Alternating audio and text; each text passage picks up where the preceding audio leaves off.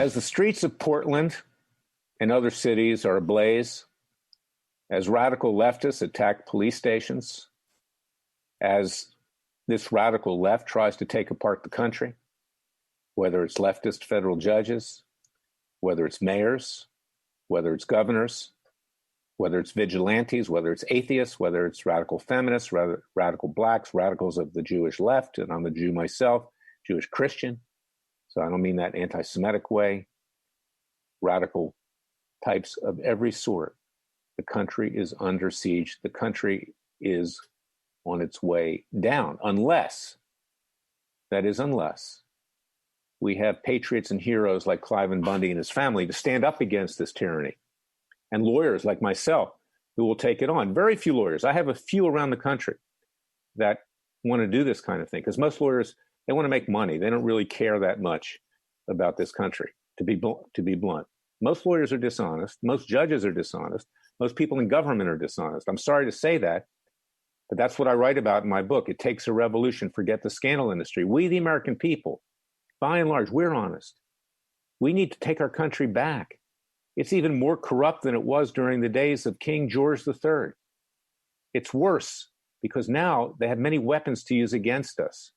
And that's why what happened to Cliven Bundy yesterday is so important, because his indictment that was dismissed by an Obama-appointed federal judge that had violated every constitutional right in the book against the Bundys and the peaceful protesters that were indicted with him, and who was forced to dismiss this indictment to save her own skin, her own standing. This indictment was appealed by the Trump Justice Department, if you can believe that, under then Attorney General Jeff Sessions, and then it was continued by worthless Attorney General Bill Barr, equally worthless as Sessions. But we won. And even the U.S. Court of Appeals for the Ninth Circuit said that this was one of the worst cases of prosecutorial abuse in American history and government tyranny. A leftist court said that. That's how bad it was. And occasionally, there's a ray of hope. Occasionally, God steps in. Occasionally, God's Son steps in and gives us that hope that we need to do it for ourselves. And listen to my weekly radio show this week on radioamerica.com. You can find it at freedomwatchusa.org, on iTunes, on Spotify, broadcast out by Roku, on the new equivalent of Twitter, Parlay, on Facebook, everywhere. Listen to it. Listen to what Cliven has to say. Listen to what I have to say, because this tells you that we can take matters into our own legal and peaceful hands, that we can fight the so-called law, which isn't the law at all, but a bunch of corrupt tyrants, and we can win, and that God is with us. And that's my answer for today. We had the question, could we win? And the answer was we did. So go to freedomwatchusa.org, support us with tax-deductible contributions. Get an advanced copy of my book at barnesandnoble.com, at amazon.com, at other booksellers. Read it.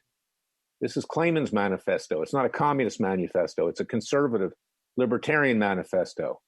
It tells the American people how we can fight the revolution peacefully, legally, and win, not just by getting documents, okay, that my former group does, not just by going on Fox News and pontificating with people who never do anything other than just promote themselves, but actually taking concrete action, getting up off the couch, forgetting about the scandal industry, and saving our country.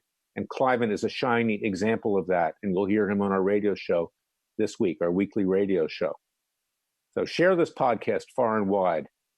Share it to all your friends. Get the word out. And I thank America, Radio America, each day, as I always do, for letting me tell the truth and talking to the American people.